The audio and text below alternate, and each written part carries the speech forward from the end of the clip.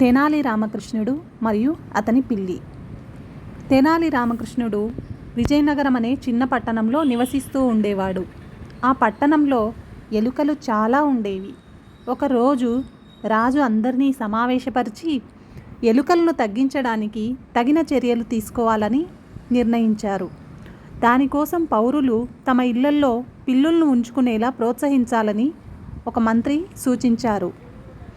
రాజు పెద్ద సంఖ్యలో పిల్లుల్ని కొని వాటిని పట్టణ పౌరులందరికీ ఇచ్చాడు. కొన్ని పిల్లులు ఎలుకల్ని తింటుండగా మరికొన్ని ఏవో కారణాలతో చనిపోయాయి. రాజు సమావేశానికి పిలిచినప్పుడు ఒక మంత్రి పోషకాహార లోపంతో కొన్ని పిల్లులు చనిపోతున్నాయని, వాటి పోషణ కోసం పౌరులకు గేదెల్ని ఇవ్వాలని సూచించారు. రాజు అనేక గేదెల్ని కొనుగోలు చేసి వాటిని పౌరులందరికీ ఇచ్చాడు. తెనాలి రామకృష్ణ కూడా ఒక గేదె మరియు దూడను పొందాడు. వీటన్నింటినీ బాగా చూసుకోవడంలో ఎవరైతే విఫలమవుతారో వారిని కఠినంగా శిక్షిస్తామని రాజుగారు హెచ్చరించారు. తెనాలి రాముని ఇంటికి కొత్త గేదె మరియు దూడ చేరికతో అతని భార్యకు పని భారం పెరిగింది. పిల్లలు కూడా పాల కోసం ఏడవడం ప్రారంభించారు. అతని భార్య పిల్లులకు ఆహారం పెట్టే ముందు తన పిల్లలకు ఆహారం పెట్టాలనే కోరికను నిగ్రహించుకోలేకపోయింది.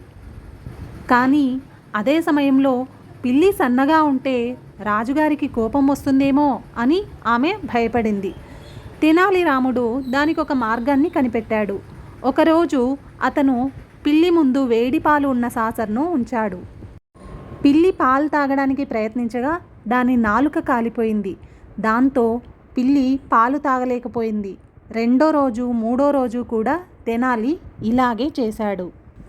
ఆ తర్వాత తెనాలి అందించే పాలను పిల్లి ముట్టుకోవడం మానేసింది. ఇక ఆకలిని తట్టుకోలేక ఇంట్లో ఉన్న ఎలుకలను తినేస్తోంది. కానీ సన్నగానే ఉండిపోయింది. ఓ రోజు రాజు అన్ని పిల్లుల్ని తీసుకురమ్మని వాటిని తనిఖీ చేయమని చెప్పారు. చాలామంది పౌరుల పిల్లు లావుగా ఉండగా తెనాలి పిల్లి మాత్రం అనూహ్యంగా సన్నగా ఉన్నట్లు కనుగొనబడింది. రాజుగారికి ఈ విషయం ఆసక్తిని కలిగించింది. పిల్లి పోషణ కోసం ఇచ్చిన గేదె పాలను తెనాలి అమ్ముకుంటున్నాడేమో అని అనుమానించారు. రాజు తీవ్ర స్వరంతో తెనాలిని కారణం అడిగారు. తన పిల్లి పాలు తాగదని, ఎలుకల్ని మాత్రమే తింటుందని తెనాలి బదులిచ్చాడు. రాజుగారు వెంటనే ఒక సేవకుణ్ణి పిలిచి పాలు తెచ్చి పిల్లి ముందుంచమన్నాడు. ఆశ్చర్యం, పిల్లి పాలు ముట్టుకోలేదు. కొద్దిసేపు ఆలోచించిన తరువాత రాజుగారు మాట్లాడుతూ, ఈ పిల్లి కారణంగా నేను విషయాన్ని గ్రహించాను.